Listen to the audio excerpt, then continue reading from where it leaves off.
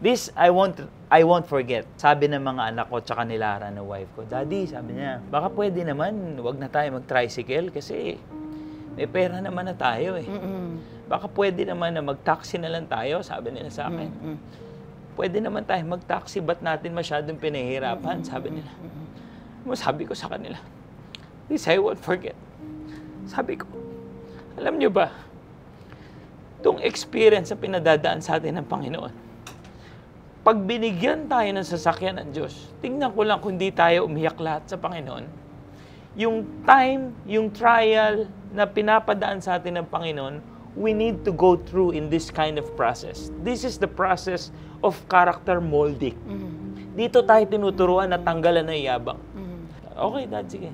Kasi kaya namin mag-taxi, Tita Aster. Sabi ko, wag. Dahanan natin doon tricycle. Dito tayo matututo. Nagkaroon ng problem yung asawa ko. Sakit? Relationship. A different guy. Okay. Galit ako. Galit. Yes. Yeah. Nagalit ako sa kanya. Lagi kong sinasabi yun, I will always choose to forgive my wife. I will always choose to forgive my wife. Mag-uusap kami. Yakapin ako na asawa ko. Hindi siya sorry. Walang ginawa asawa ko kundi yakapin ako because sobrang sorry niya sa nangyari.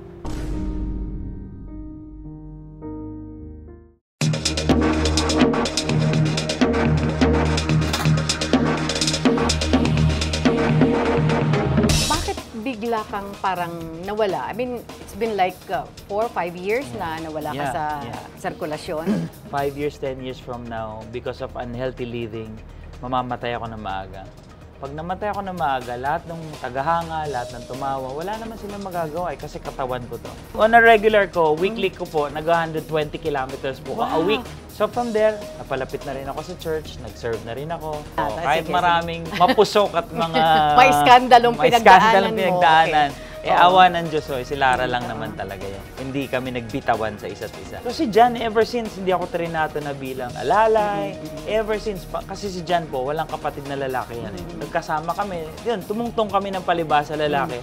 That's the old ABS-CBN studio pa. Nawala yung fan ng tumakbo ang konsihal, ano na nga ba? Sabi namin, doon na kami unti-unti naubos. Binenta namin isang kotse namin, tapos nabaon kami sa credit card kasi wala akong work eh. Yes. Wala mga pinakamasarap yung pagkagipit ka at kapos ka.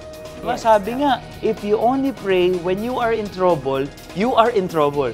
Every miracle in the Bible first started the problem. Lahat ng miracle sa Biblia, nag-umpisa yan sa isang problema. Kapag may problema ka, you hold on to it, you pray for it, next is the miracle. Lahat ng kailangan mo, binibigay ng Diyos. Ang problema, yung tingin mong kulang, hindi mo yan kailangan ngayon. Marami makakapanood nito. And ito yung isang magiging aral sa lahat ng makakapanood na we never know what's going to happen tomorrow. Hi, this is Berwin Mayley. Iniimbitahan ko po kayong lahat manood ng TikTok with Aster Amoyo this Friday, 12 o'clock. Yahoo!